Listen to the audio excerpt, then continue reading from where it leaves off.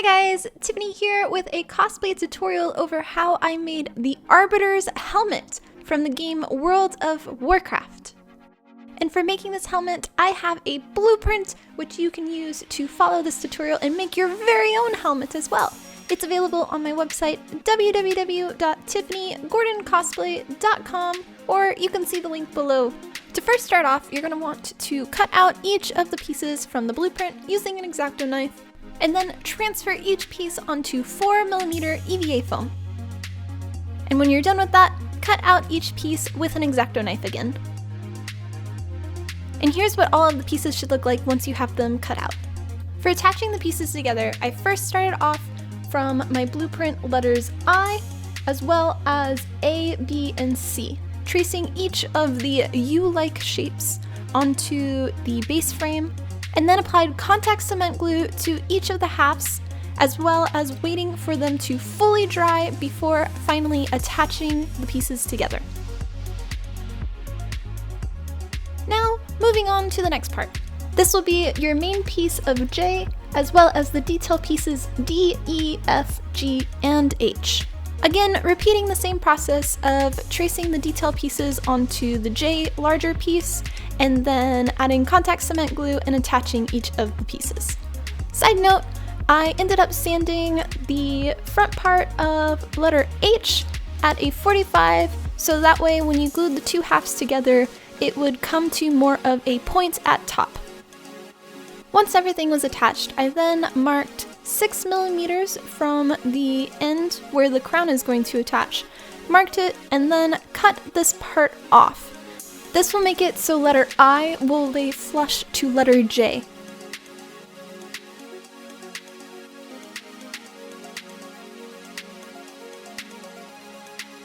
For getting a really nice curvature for the letter J section, rather than just heat treating it to somewhat be round, I ended up using the template marking with a line and then cutting these sections, a tiny little grid in the section at 45s to remove.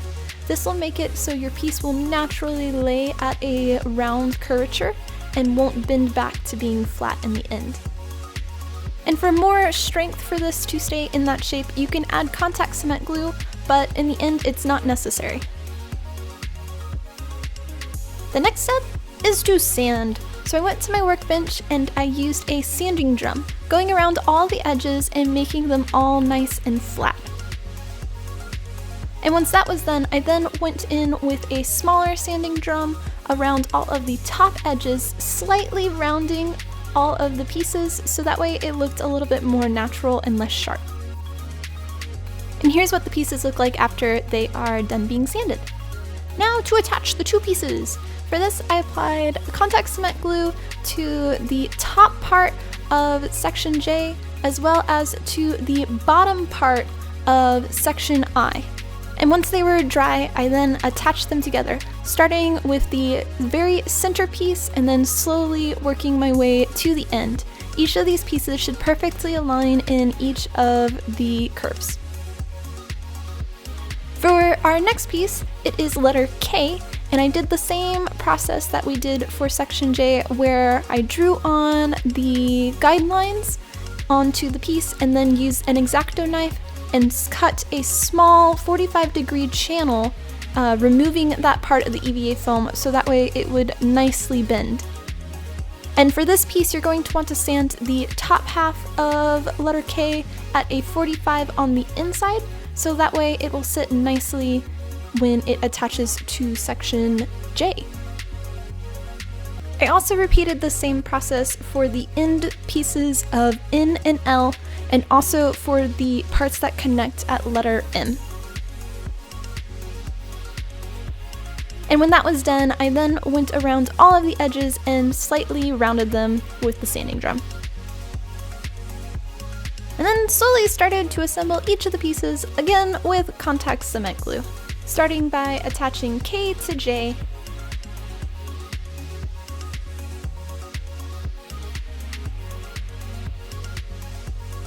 and then attaching N and L to M, which is the very bottom piece.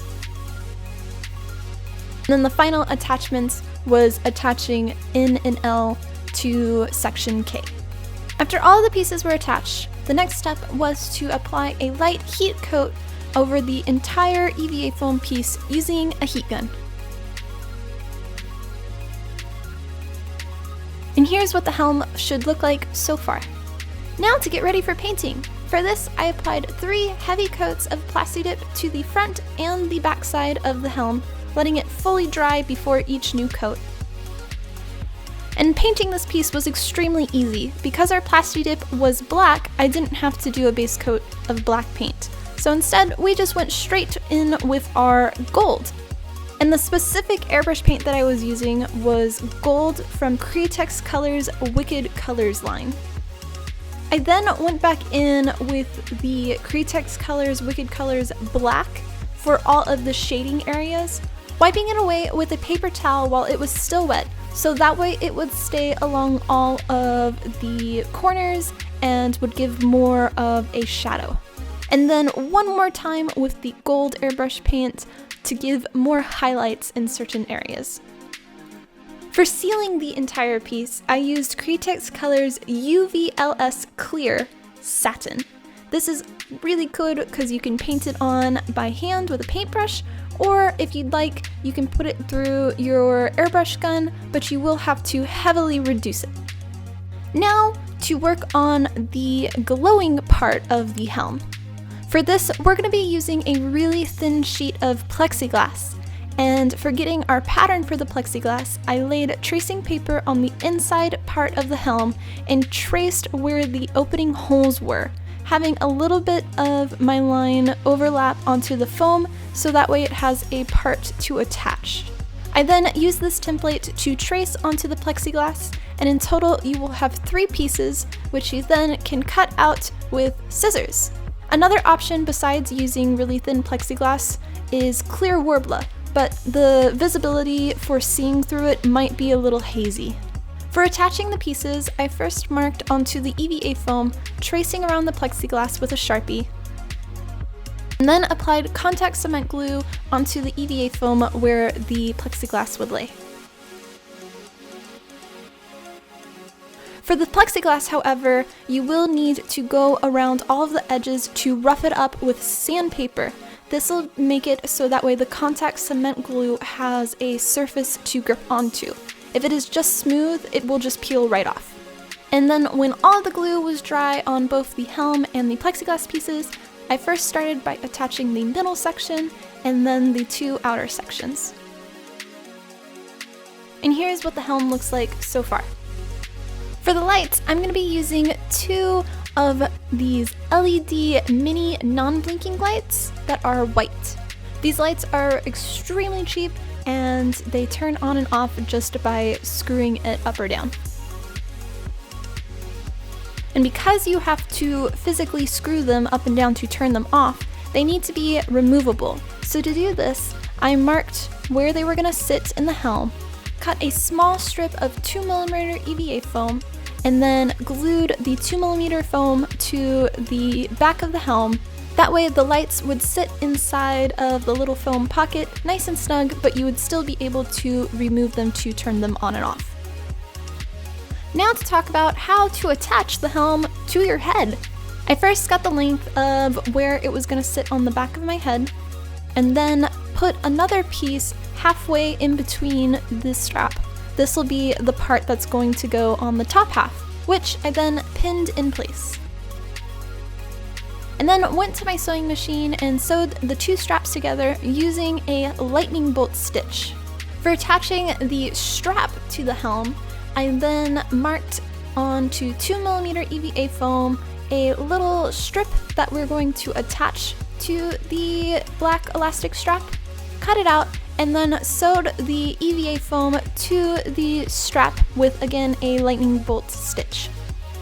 I repeated the same process for all 3 of the ends of the elastic strap. And once that was done, I then traced the EVA foam where they were going to attach on the helm, one at the very top center part, and then the other 2 at the ends. And then glued them all together with contact cement glue. And after that's done, your helm is finished! Thanks guys for watching this cosplay tutorial on how I made my Arbiter helmet from World of Warcraft. I hope you enjoyed it. Let me know what you thought in the comments, like the video, and subscribe to the channel, and I will see you for our next cosplay tutorial. Much love, guys!